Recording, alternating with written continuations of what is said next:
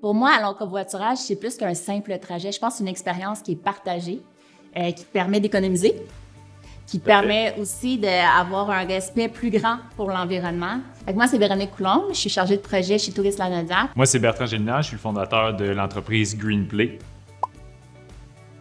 Tourisme Lanaudière, on est investigateur du projet. Donc, en ce moment, le projet pilote, il a lieu cet automne. C'est nous qui le porte. Mais ça reste, comme il disait Bertrand, qu'on est 4 associations touristiques dans le projet. C'est un projet pour encourager les gens qui visitent des établissements touristiques et de loisirs dans les régions en périphérie de Montréal. Donc, le tourisme Lanaudière, tourisme Laurentide, Canton de l'Est et Montérégie.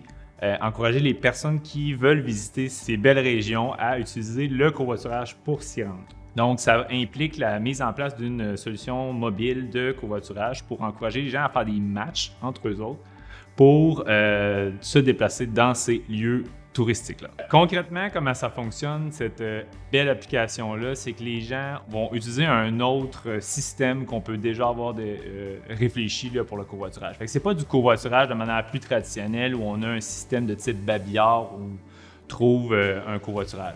Ce qu'on fait, c'est qu'on demande aux gens de se projeter avec, en leur disant de où vous partez, puis où est-ce que vous avez besoin de vous diriger, okay? Où est-ce que vous avez besoin d'aller. Donc, avec ça, ce qu'on est capable de faire, c'est créer des matchs entre les individus qui ont des besoins en fonction du mode de transport qu'ils utilisent, soit s'ils sont passagers ou ils sont conducteurs, ou les deux. Fait que les personnes créent ces demandes-là, on crée des matchs avec les algorithmes qu'on a développés.